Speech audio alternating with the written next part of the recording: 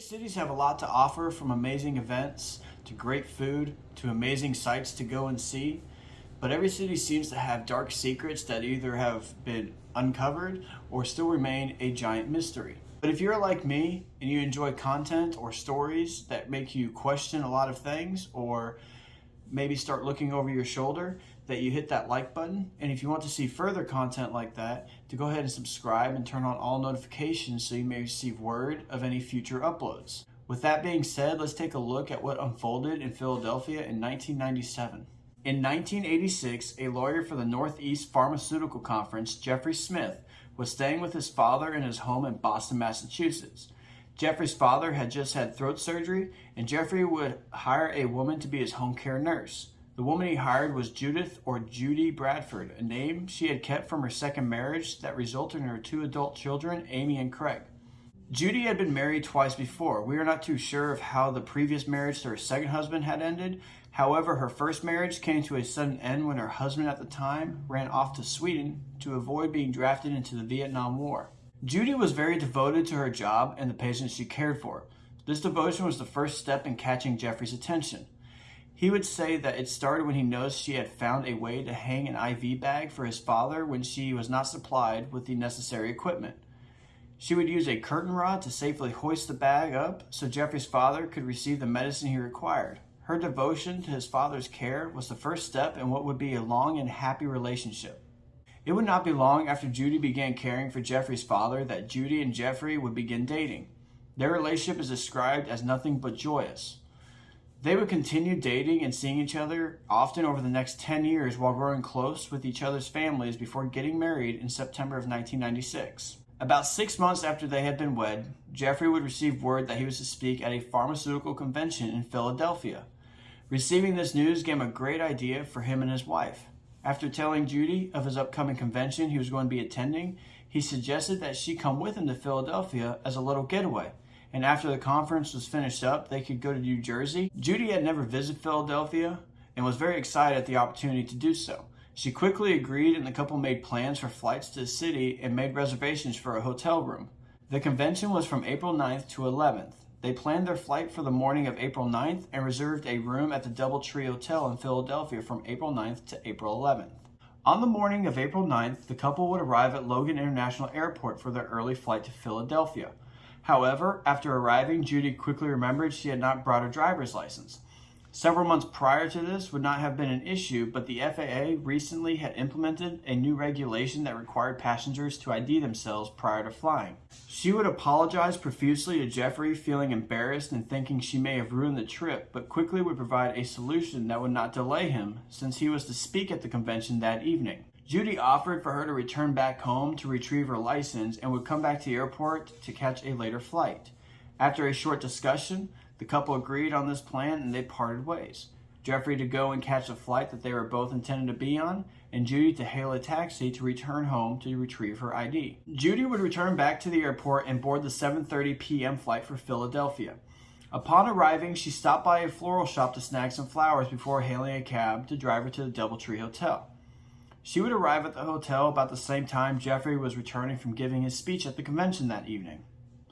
She presented the flowers as an apology for her mistake earlier in the day, but he would assure her it was all right and nothing about their trip would change. They would go to their room to order room service and begin making plans for the following day. They decided that while Jeffrey was attending the conference the following morning, Judy would explore the city to see Independence Hall and the Liberty Bell. After the convention sessions were done for the day, they would meet back up in the room at 5 p.m. so they may attend the cocktail party at 6:30 that was being held by the convention within their hotel. Jeffrey was not concerned in the least about his wife exploring the city by herself, as she had once gone on a trip with her children to Europe for several weeks by herself with no issues, along with a trip to Thailand to visit the family of a former patient. After they made these plans, they would turn in the night, eagerly awaiting the following day. The following morning, April 10th, Jeffrey would wake early before his wife. He decided to let her sleep and left the room to grab some breakfast from the hotel lobby. When he returned to the room, he heard the shower running and yelled through the door to Judy that breakfast was exceptional and she should go get some for herself right away. She would laugh and joke back to him, "Oh yeah, sure, I'll go right away without dressing." He smirked at her comment and would begin getting ready for the convention sessions that day. After he got ready, He would say his goodbyes after reviewing their plans for the day and evening, along with their plan to meet in the room at 5 p.m. to get ready for the cocktail party that evening. After they were sure of the plan, he would leave for the day. Judy would leave the room shortly after him around 9 a.m. with her signature red backpack that she carried in place of a purse to go on and explore the city. That evening, Jeffrey would return to the room but noticed that his wife wasn't there as they had planned. He thought maybe she just got confused about their plans and decided that she is probably down at the room where the party was being held already. He would leave the room to go down there to find his wife. Jeffrey searched the room that was mostly empty since the party did not begin until 6:30 p.m., but did not see his wife. He then pondered the idea that maybe she was just running late from exploring the city and hadn't even returned to the hotel yet. He would spend the next hour floating between their hotel room and the party room. At 6 p.m., he began to worry about whether she was safe or not. He would then go and find a concierge to ask him to start calling hospitals in the area to see if anyone had reported that his wife, Judy Smith, had been admitted for any reason. The calls to the hospitals would not turn up anything, and Jeffrey was now deeply worried. He decided to call for a cab and have it trace the route of the Flash bus route, which was a well-known tourist bus that went to all the tourist attractions, and indeed, the bus that she had planned on using for the day. After completing the route with no sign of his wife, he decided to call his stepchildren, Amy and Craig. They would answer his call, expect to hear from their mother how the party had gone, but that was not what would happen. Jeffrey would quickly explain what was going on and ask if one of them could go to their home in Massachusetts to see if Judy had left a message that might have hinted where she had gone. Now, Judy had been known to help those in need, whether they were physically unable to carry groceries or were having difficulty getting into their car. She would opt to help them. But every time she did do this, she would at least let somebody know, which is what Jeffrey was hoping to discover when he asked his stepchildren to go and see if there was a message on the answering machine at their home. His stepchildren would happily agree to go to their home to see if there was in fact a message from their mother. After arriving, they noticed there were not any messages on the answering machine and would call Jeffrey back to tell him this. At this point, Jeffrey began to believe something terrible had happened to his wife. Jeffrey would go to the nearest police station in Philadelphia to report his wife was missing. When he told the police that his wife had been missing since around 5 p.m. that afternoon, they responded stating it was too early to open a missing person report, that she had to have at least been unaccounted for 24 hours.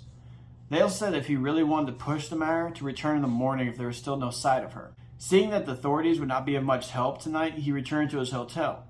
While there, he spoke with a few guests about his concerns and the discontent he had with the police department and not opening a missing persons report. Two of these guests actually happened to be the mayor of Philadelphia at the time, Ed Rendell, and Philadelphia's representative in the House of Representatives, John Purcell. After speaking with them and other guests, Jeffrey returned to their room. He noticed something a bit off. The only clothes that seemed to be missing was the outfit Judy had worn the previous day, which was strange for Judy as she opted to never wear the same outfit 2 days in a row. Even her children would attest to this. Despite this strange discovery, Jeffrey would go to bed for the night, or at least attempt to. He would have a sleepless night with his concerns for his wife on his mind. The following morning, now April 11th, he still had not seen his wife. He immediately got up from bed and quickly dressed and headed back down to the police station. Jeffrey was met with 2 detectives right away at the station, which, after a brief thought, he decided this must have been from the conversation he had with the mayor and the House of Representative member the night before. These detectives would take a full report of what had happened in the past 24 hours from Jeffrey. Jeffrey would also state that he heard from a phone call that the commissioner was expecting a copy of the report, probably another result of him speaking with the mayor the night before. Despite this change in attitude to locating his wife, Jeffrey would overhear a detective 4 days after she had gone missing saying that his wife was probably just having a midlife crisis and was just doing this for attention. This began to feed the idea that the police were not doing all that they could to help locate Judy, but rather focusing on Jeffrey being behind it all, along with saying that Judy was doing this for attention. Captain John McGinnis would say that a lot of cases that were very similar to this, with a loved one going missing, and when there was foul play suspected, that it was almost always another loved one that had done it, especially when the victim is a woman. It was either always a family member, a spouse, maybe even a mistress, which is in fact true often enough, but nevertheless, Jeffrey felt that they were not doing all that they could. The suspicion against Jeffrey would only grow more when a female detective that investigated their room would point out that the lack of cosmetics or makeup and the amount of clothes, she simply just did not believe a woman had stayed in this hotel room at any point during their stay. However, Judy's children, Amy and Craig, who had now come to Philadelphia to help with the search, would inform the police that this was very typical of their mother, packing only the bare minimum needed on their trips. Because of the separate flight story, police would begin to even doubt that Judy was ever in Philadelphia. This theory did gain some traction, as only one hotel employee and one hotel guest had claimed to see her at all over the initial days prior to her disappearance. The police were skeptical of the guest claiming to see her, since this guest had not known Judy personally.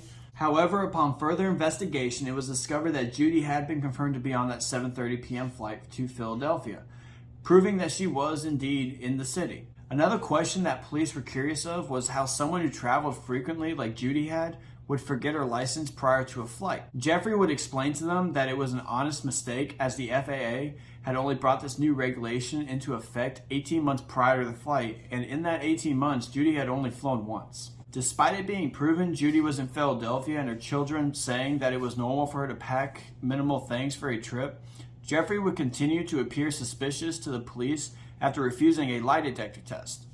Now, he didn't exactly outright refuse it, but instead stated he only would take one if it was administered by the FBI after the Philadelphia Police Department would send a proper invitation to the FBI on this case. But in the authorities' eyes, this was as good as a refusal, because as the police captain would later say, with Jeffrey being a man of the law, he knew that the FBI would not get involved, and this request was the same as refusing the test entirely. The police would even go as far to arrange for the Massachusetts State Police, where they were from, to administer the test, but Jeffrey still would not agree. The days and even months after Judy's disappearance, there were several reports of sightings of her, especially after Jeffrey had sent out photos of his wife to every hospital and other establishments inside and outside of the city.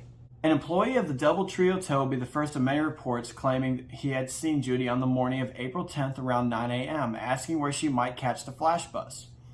The driver of the bus would confirm she had been picked up around this time on the 10th. Another report stated a woman who had checked in as a guest at the Society's Hill Hotel seemed to be having a mental breakdown or was out of sorts for other reasons. Either way, the staff labeled her as the weirdo of the week. This woman had checked into the hotel on April 13th, 3 days after she had gone missing, and would supposedly leave on April 15th.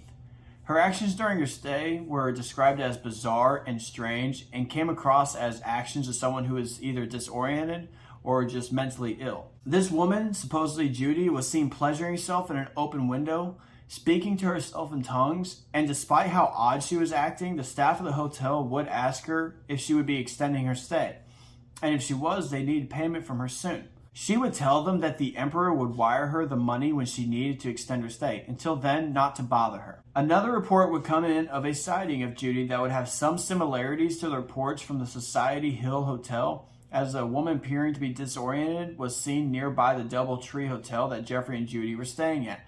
She was spotted around 3 p.m., which was also the time in which the bus driver of Flash had claimed to have dropped Judy off. Another report would come in from Penn's Landing, which was in the route of the Flash bus and was a popular tourist attraction. This woman just possessed similar traits to Judy. Even her own son Craig would say he had initially thought this homeless woman was his mother. After these reports, Judy's daughter Amy would say that she was beginning to believe her mother had forgotten who she was and was wandering the city aimlessly. She would also say that this thought was scary enough alone without thinking of what might have happened to her mother. On April 15th, 5 days after Judy went missing, a homeless man by the name of David would tell authorities that he had seen Judy sleeping on a bench nearby him on the previous evening, which was April 14th. It was thought that he was referring to the homeless woman that had been mistaken for Judy, but when he was showed pictures of the two, he specifically pointed at the image of Judy. He would also tell the family that when they arrived moments earlier, that they had just missed Judy. The family and police would quickly search the immediate vicinity, hoping to catch up with her, as they had just missed her, but they did not locate her, and there was no other sign of her being nearby.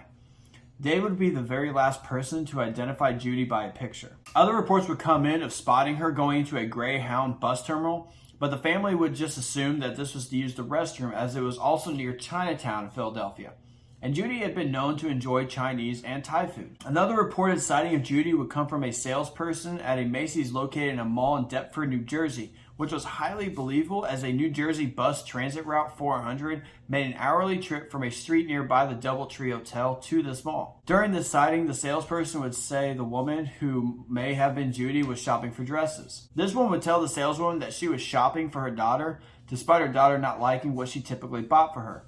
Judy's family would say this is exactly how Amy felt when her mother bought clothes for her, which led them to believe that this was an actual and credible sighting of Judy. Before leaving Macy's, the woman that was suspected of being Judy would attempt to get a young woman to leave with her.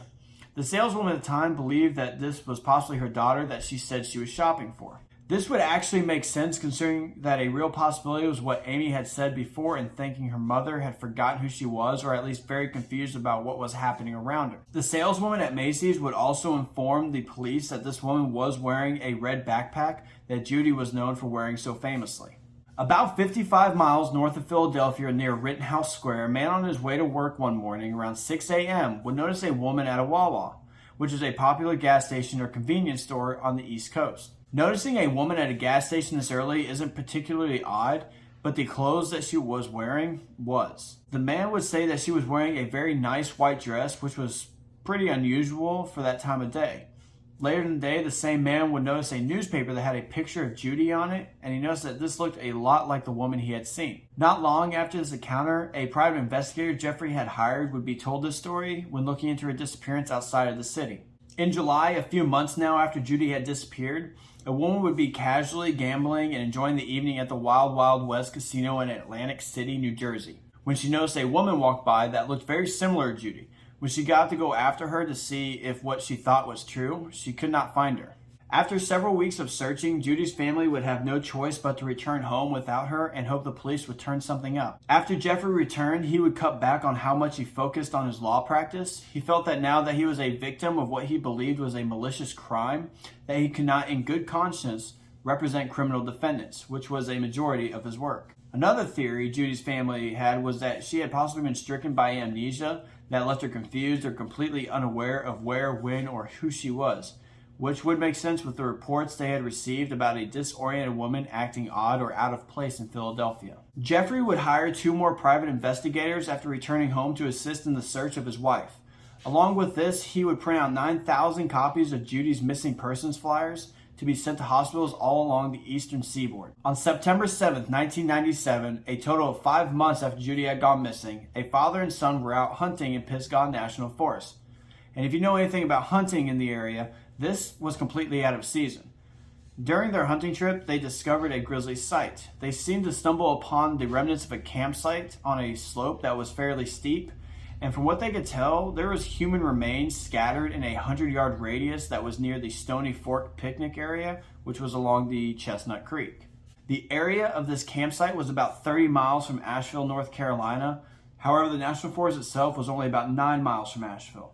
So this discovery was fairly deep within the forest. From these remains, there was hair removed, but it was discovered that it was animal hair, suggesting that the remains had been dug up and scattered by animals in the area. The remains and all the evidence at this campsite would be removed and taken to a lab for further examination by a medical examiner in Asheville. The examiner would determine that these remains belonged to a white woman between the ages of 40 to 55. During the examination, the examiner would note that the victim had extensive dental care and severe arthritis in the left knee. While examining the articles of clothing that were found on or around the remains, it was noticed that the bra had cut marks and punctures, leading the examiner to believe the unknown victim had been stabbed. However, an official cause of death was never determined. Over in Franklin, North Carolina, about 65 miles west of Asheville, an ER doctor would hear about the human remains being discovered in the Pisgah National Forest, and the remains belonged to a white woman between the ages of 40 and 55. He remembered a flyer that had been posted in the hospital of a missing woman from Philadelphia that fit this description. He would fax the article of this discovery to the Philadelphia police. When the police in Philadelphia received this article, they reached out to the medical examiner asking what he had found out upon examining the remains. When they heard of the extensive dental work, they decided they needed to retrieve Judy's dental records from Jeffrey to see if this woman, found 600 miles from Philadelphia, could be Judy Smith. Jeffrey would send the dental records of his wife to the Philadelphia police quickly, hoping that it was not indeed his wife, but also seeking closure in some sense to the tragic and difficult past 5 months. In addition to the dental records, the Philadelphia Police Department would also receive Judy's medical record because Jeffrey thought it might be helpful. Both of these records would then be sent to the medical examiner in Asheville. With the dental records of Judy, it was determined that without a doubt that these remains belonged to Judy Smith. The missing persons case was closed after this, but a homicide investigation was now open for Judy. Amy would say after hearing this news that you expect and dread the day your parents will pass, but you never expect it to be so soon. They had recently just talked about the grandkids that she would one day have, and now that day would never come. The Buncombe County Sheriff's Department would have plenty of questions after this discovery. They also would take the lead on the homicide investigation. They began to wonder how a woman from Massachusetts who traveled to Philadelphia had turned up over 600 miles away from where she had reportedly been last seen. They would initially look into the husband, Jeffrey, but determined due to his health issues that he would have not been incapable of not only killing, but also placing and burying her body where it was discovered, as it was on a fairly steep incline. During the start of the investigation, it was determined that she'd been alive and well when arriving in Asheville. This was based off the evidence found with her, which included a completely different change of clothes than what she had last been reportedly seen in. She was also found with a black and blue vinyl backpack in place of her very well-known red backpack. And inside this black and blue backpack were winter clothes, along with $80 in cash and her wedding ring. Nearby where her remains were found was a shirt that was also buried that contained $87 in cash. Jeffrey would confirm that this made sense, as he believes she had at least $200 on her when she went missing, besides her American Express card, which had not been used since her disappearance. Her red backpack was never located. After the discovery of the cash and wedding ring, along with a pair of Bowley's glasses, which are fairly expensive glasses, which led authorities to believe that they belonged to her killer, as the family said owning such a lavish pair was completely and utterly out of character for Judy. The sheriff's department determined that robbery gone wrong was not the cause of what happened to Judy, as the money and wedding ring remained. Judy's family could not figure out or understand why she had been in North Carolina. She had been to the area twice before, but once was to visit Jeffrey in a weight loss clinic in Durham, Raleigh, and another time was when she had accompanied a former patient that either lived in North Carolina, close to Asheville, or possibly closer to Virginia or Tennessee. The families had different memories of this particular trip. There were several sightings of Judy in Asheville prior to the discovery of her remains in the forest.